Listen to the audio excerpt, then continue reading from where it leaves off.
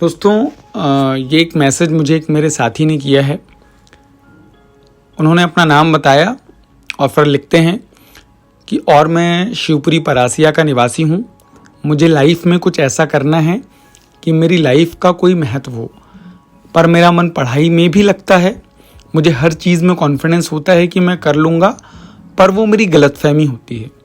वो मेरा कॉन्फिडेंस नहीं, ओवर कॉन्फिडेंस रहता है।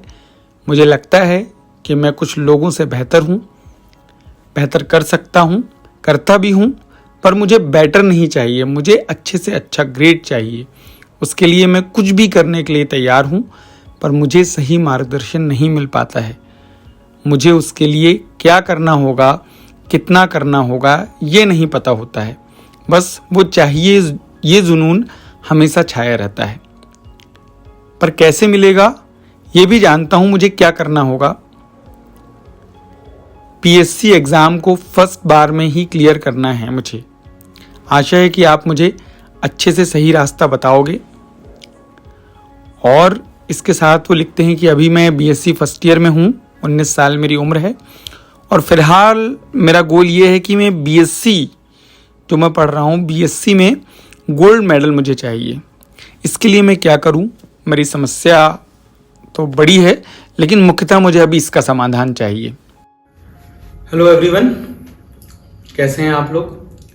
मैं ये जो वीडियो रिकॉर्ड कर रहा हूँ एक विशेष व्यक्ति के लिए, जिन्होंने मुझे मैसेज करके सवाल पूछा है कि मैं अपनी ज़िंदगी में कुछ बड़ा वैल्यूबल करना चाहता हूँ, तो मैं उसे कैसे अचीव कर सकता हूँ। उसके लिए वीडियो मैं रिकॉर्ड कर रहा हूँ। मैं चाहता हूँ कि इस वीडियो को आप सभी लोग भी देखें, और यदि ये आपके किसी काम आ सके और अपनी ज़िंदगी में आप इसको अप्लाई कर सकें, तो मुझे लगता है कि ज़रूर आपकी ज़िंदगी में वैल्यू ऐड होगी। देखिए, सबसे पहली बात, जब हम कोई बड़ा सपना देखते हैं, कोई भी ड्रीम देखते हैं, हम सभी ड्रीमर हैं, हम सभी सपने देखते हैं, हम सभी ज़िंदगी में कुछ बड़ा वैल्यूबल अचीव करना चाहते हैं। बहुत अच्छी बात है, लेकिन सिर्फ सपने देखने से ज़िंदगी में अचीवमेंट नहीं मिलती है। हमको ये ध्यान रखना पड़ेगा जो हमारे सपने हैं वो हमारे सपने ना होकर हमारी ज़िंदगी का लक्ष्य बन जाए, एम बन जाए। तो सबसे पहले एम हमारा क्लियर होना चाहिए। और कोई भी एम तब तक एम नहीं होता जब तक कि उसमें कोई डेडिकेटेड डेडलाइन ना हो। एक डेडलाइन उसमें होना चाहिए। साथ ही वो एम इतना वर्दी होना चाहिए कि उसको उसकी अचीवमेंट करने के बाद, उसको अचीव करने के बाद हमें फुलफिलमेंट वाली फीलिंग आ सके, हम फुलफिल महसूस कर सके उसे अचीव करने के बाद, और उसके बारे में सोच के हमें एक्साइटमेंट होनी चाहिए। वो ऐसा एम होना चाहिए कि दिन रात, सुबह शाम, 24 घंटे हम उसके लिए काम कर सकें। और जब भी हम एम बनाए तो हमें इस बात का ध्यान जरूर रखना है कि हमारा पर्सनालिटी टाइप क्या है। ऐसा तो नहीं कि हम जो जिसे एम अपना समझ रहे हैं वो हमारे थॉट के, हमारा जो बिहेवियर है उसके अगेंस्ट है, उससे अलग है। वो सिर्फ इन्फ्लुएंस होकर हमने किसी दूसरे के एम को देखकर उस एम को अपना मान लिया है, उस ड्रीम को अपना मान लिया है, और अब उसको पीछे उसके हम भाग रहे हैं उसको पाने के लिए। ये बिल्कुल ऐसा नहीं होना चाहिए। हमें ये समझना होगा किसी भी एम को डिसाइड करने के पहले कि हमें जो भी हम काम करें ज़िंदगी में, जिस चीज़ का भी हम एम बनाएं, उस काम को करने में हमें मज़ा आना चाहिए, हमें फील गुड होना चाहिए। यदि उस काम को करते हुए 14, 12, 16 घंटे हो जाते हैं तो उसके बाद भी हमें थकान का अनुभव नहीं होना चाहिए। यदि उसके बाद हमें थकान का अनुभव होता है, हमें एक्सर्शन होता है, इसका मतलब यह है कि हमारा मन उसमें पूरी तरीके से नहीं लगा है। तो जब भी आपको कोई ऐसा काम मिल जाए जिसमें आपको मजा आने लगे, तो आप ये समझ लीजिएगा कि वो आपका एम है। तो दोस्त, अगर मैं सही कह रहा हूं, अगर इस तरीके का आपका थॉट प्रोसेस है और आपने जो एम बनाए हैं जिंदगी में, अगर वो इस तरीके के हैं, तो आप जरूर उसके लिए काम करिए। अब आपने जो मुझसे कहा कि आपने कहा कि मैं जिंदगी में कुछ बड़ा वैल्यूबल करना चाहता हूं, उसके साथ आपने कहा कि आप पीएससी फर्स्ट अटेम्प्ट में क्लियर करना चाहते हैं। पीएससी का एग्जाम, मध्य प्रदेश पीएससी का एग्जाम आप फर्स्ट अटेम्प्ट में क्लियर करना चाहते हैं। इसके बाद आपने कहा कि अभी आप बीएससी कर रहे हैं और बीएससी में फर्स्ट ईयर में हैं, और आप चाहते हैं कि जब आपकी बीएससी कंप्लीट हो तो आपके हाथ में गोल्ड मेडल हो। आप गोल्ड मेडल लाना चाहते हैं बीएससी में भी। बड़ा आप बधाई के पात्र हैं कि आप एक अच्छा बड़ा वैल्यूबल एम आपने बनाया है। वेरी गुड, बहुत अच्छा है। अब लेकिन हमको उसको अचीव कैसे करना है, ये जब आप सोचना शुरू करेंगे तो आपको सबसे पहले बारी आएगी स्ट्रेटेजी बनाने की। जब कोई भी एम हमको अचीव करना हो, कोई भी गोल अचीव करना हो, तो उसकी स्ट्रेटेजी क्लियर होनी चाहिए। हमको स्टेप बाय स्टेप पता होना चाहिए कि हम उस एम को कैसे अचीव करेंगे। जैसे कि पढ़ाई की मैं बात करूं तो आपको ये पता होना चाहिए कि एक साथ तो आप सारे एम अचीव नहीं कर सकते, तो हमें स्टेप बाय स्टेप करने होंगे। जैसे कि अभी आपका पूरा फोकस होना चाहिए बीएससी में, क्योंकि वो प्राथमिकता है आपकी, ठीक है। उसके बाद बारी आएगी पीएससी की। तो अभी हम ज्यादा फोकस करते हैं बीएससी के एग्जाम में। यदि आपको गोल्ड मेडल लाना है तो आपको सबसे पहले आपकी जिंदगी में कुछ बहुत छोटे छोटे लेकिन महत्वपूर्ण बदलाव करने होंगे, ठीक है। बदलाव में सबसे पहले हमें जो है वो ये समझना होगा कि हमारा जो एग्जाम है उस एग्जाम का सिलेबस क्या है। उस सिलेबस को बारीकी से स्टडी करना पड़ेगा। छोटी से छोटी चीज जो भी हमारे सिलेबस में है वो हमें कहाँ मिल सकती है, क्या हमारी बुक्स में वो सारे चीजें हमारे पास अवेलेबल है, जो हमारे टीचर्स हमको पढ़ा रहे हैं वो सारी चीजें अवेलेबल हैं। नहीं है तो हमें कौन सी अच्छी बुक है, उसके लिए कौन सी अच्छी रेफरेंसेस है जहां से हम पढ़ाई कर सकते हैं उस चीज के लिए। सबसे पहले ये आप सोचिए, सिलेबस पूरा याद कर लीजिए। सिलेबस रटा होना चाहिए। आपसे 2 बजे रात में आपको कोई जगह कर पूछे कि सिलेबस क्या है आपका, तो आपको याद होना चाहिए। क्वेश्चन ज्यादा महत्वपूर्ण है आंसर के बजाय। इसके बाद आपको यह पता होना चाहिए कि पिछले 3, 4, 5, 6, 8 सालों में किस तरह का पैटर्न एग्जाम में फॉलो किया गया है, किस तरह के क्वेश्चंस पूछे गए हैं। उन क्वेश्चंस पे ध्यान देना है आपको। मैं बार बार क्वेश्चंस की तरफ ध्यान दे रहा हूं क्योंकि वो ज्यादा इंपॉर्टेंट है। जब आपको पता चल जाता है कि क्वेश्चंस कौन से आ सकते हैं, कौन से आने वाले हैं, तो आंसर आप ढूंढ सकते हो उसका। इसके बाद जब आप ये समझ लेते हो सिलेबस क्या है, अच्छा सिलेबस जो है वो हमेशा आपके सामने होना चाहिए 24 घंटे।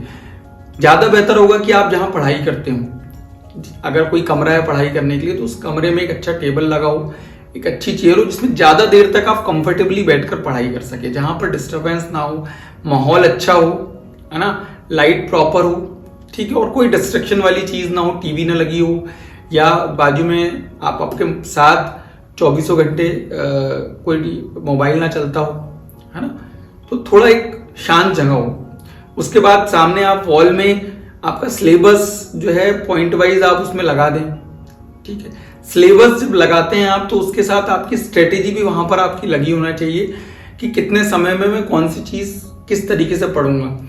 और ये सब कुछ होना चाहिए टॉपिक वाइज एक एक चीज लिखी होना चाहिए, उसकी एक डेडलाइन होना चाहिए, और डेडलाइन होने के साथ एक चेकलिस्ट चेकबॉक्स बना होना चाहिए उसमें कि जब आप उसको पूरा करें तो आप उसमें चेक कर सके कि हाँ भाई ये वाली चीज मैंने पढ़ ली और अच्छे से बन गया मुझे, ठीक है। अब जब पढ़ाई की बात करें तो पढ़ाई में सबसे ज्यादा जरूरी चीज है कि जब आप कोई चीज पढ़ें तो आपका बोध क्लियर हो। आपको पढ़ने के बाद वो चीज पूरी तरीके से समझ में आनी चाहिए, आप उसको अंडरस्टैंड कर पाने में सक्षम हो। अगर ज्यादा लैंग्वेज डिफिकल्ट है तो उसको अपनी भाषा में आसानी से समझ के प्रयास करें कि आप अपने नोट्स बनाएं और शॉर्ट्स नोट बनाएं ताकि उसको देख के आपको पूरी डिटेल याद आ सके। और जब भी आप कोई चीज पढ़ें तो रिवीजन इज द की।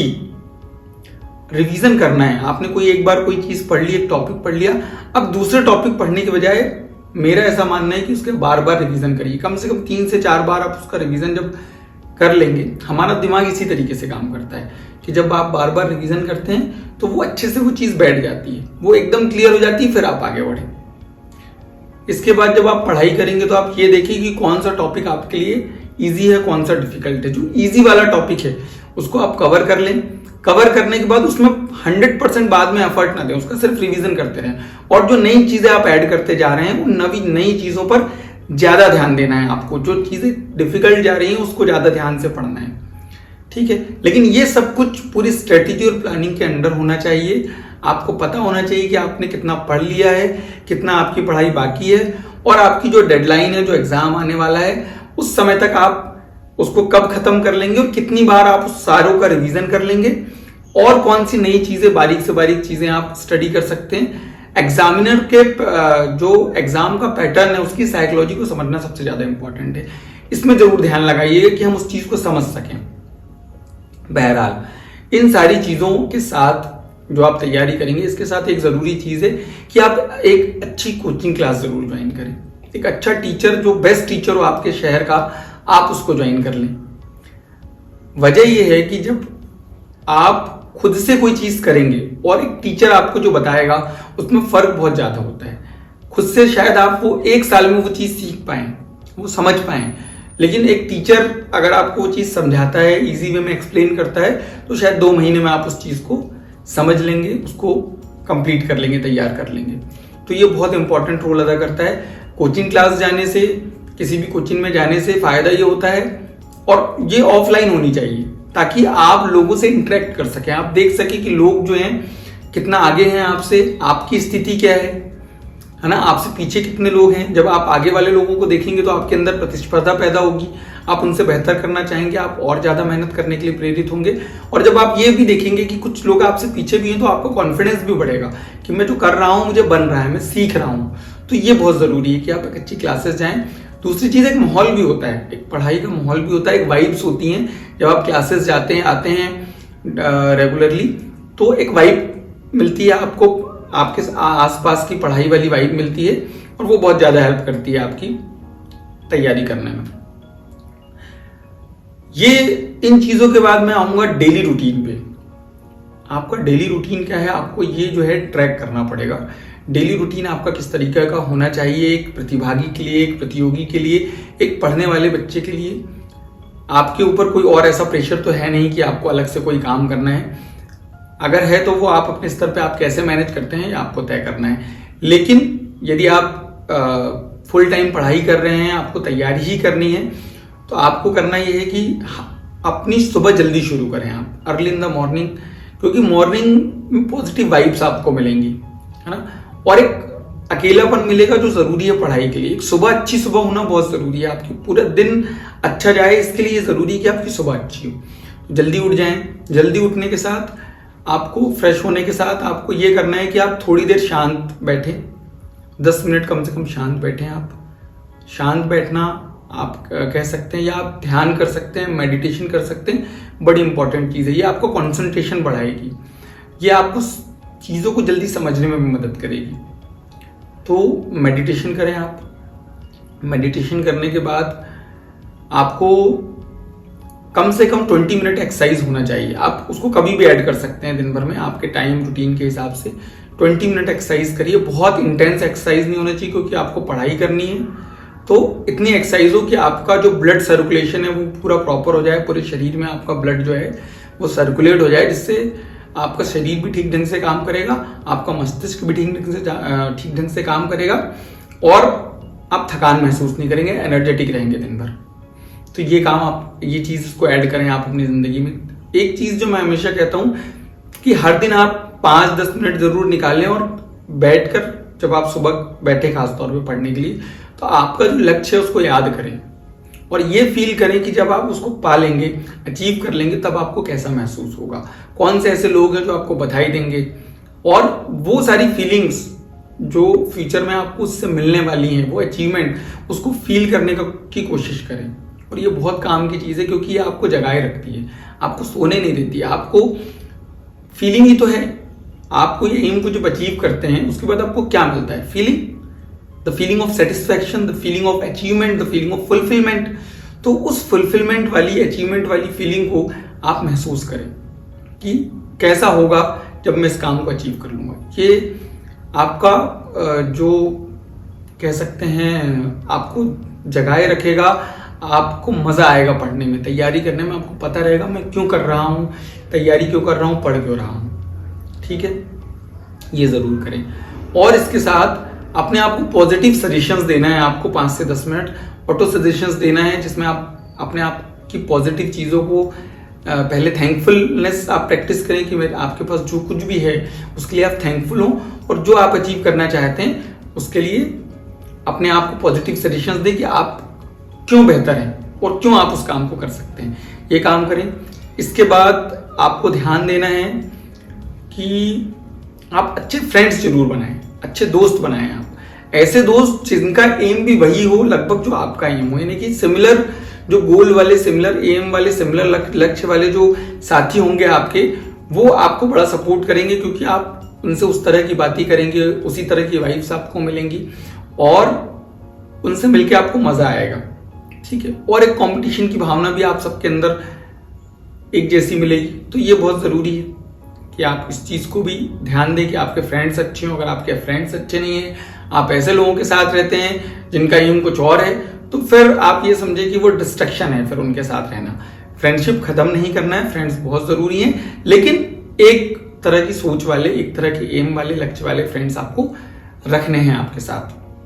ठीक है, जो आपके एम को अचीव करने में सपोर्टिव होंगे आपके लिए। ठीक, इन सारी चीजों के बावजूद भी there is no substitute of hard work. आपको कड़ी मेहनत का कोई विकल्प नहीं है, आपको बहुत मेहनत करनी पड़ेगी, क्योंकि आपने एक बड़ा एम बनाया है, बड़ा लक्ष्य बनाया है, तो आपको दिन रात मेहनत करनी होगी। आपको ऐसे बहुत सारे कामों से बचना होगा, ऐसे बहुत सारे कामों को अवॉइड करना होगा जो बाकी लोग कर रहे हैं। आपका मन भी होगा कि आप मूवी देख आएं, आपका मन होगा कि दोस्तों के साथ घूम आएं, आपका मन होगा कि आप उनके साथ चाय पी लें, आपका मन होगा कि आज चलो रहने देते हैं, कल इस काम को कर लेंगे, आज की चीज को कल पे टाल देंगे। ये बिल्कुल नहीं करना है। तो हार्डवर्क करना है, प्रोक्रास्टिनेशन से बचना है, टाला मटोली नहीं करना है। जो आपने बनाया है एम, उसको उस दिन अचीव करना है। हर दिन का काम आपको उसी दिन खत्म करना है, कल पर नहीं टालना है। ये टालने की आदत बहुत नुकसानदेह होती है। आप कभी कभी अपने दिमाग को जो है शांत करने के लिए समय निकाल सकते हैं। ऐसा मैं बिल्कुल नहीं कह रहा हूं कि आप 24/7 आप काम करें, पढ़ते रहें, लेकिन आपको ज्यादातर समय यही करना है, हार्डवर्क करना है, मेहनत करना है। और there is no substitute of hard work, जैसा मैंने पहले भी कहा था। और एक और चीज है, इंटेलिजेंस के सामने हार्डवर्क हमेशा जीतता है। वजह ये होती है कि इंटेलिजेंस, अगर आपको ये पता चल जाए कि मैं इंटेलिजेंट हूं, तो फिर आप जो है, इंटेलिजेंट होना अच्छी बात है, लेकिन इंटेलिजेंस ये सोच के कि मैं इंटेलिजेंट हूं, मैं उस काम को कर लूंगा आसानी से, और आप उस बारे में बेफिक्र हो जाएं, तो आप ये समझिए कि खरगोश जो था वो बहुत अच्छा धावक था, लेकिन फिर भी कछुए से हार गया। रीजन आप जानते हैं क्यों। तो हमें वो नहीं करना है। हमें खरगोश तो बनना है, लेकिन वो जो अपनी खूबियों को जानने के साथ साथ अवेयर हो। और ये भी एक कंपटीशन का युग है, और आप जो कर रहे हैं वो तैयारी कर रहे हैं, तो इसमें आप अच्छे हैं या बुरे, आप किन परिस्थितियों से किन परिस्थितियों के बावजूद उस काम को कर रहे हैं, ये मायने नहीं रखता। मायने रखता है कि आपको अचीवमेंट मिली या ना मिली कि नहीं मिली। तो इसीलिए जो है आप उस पर ध्यान लगाएं। और इन सारी चीजों के बावजूद भी और बहुत सारी चीजें हैं जिनको आपको प्रैक्टिस करनी पड़ेगी।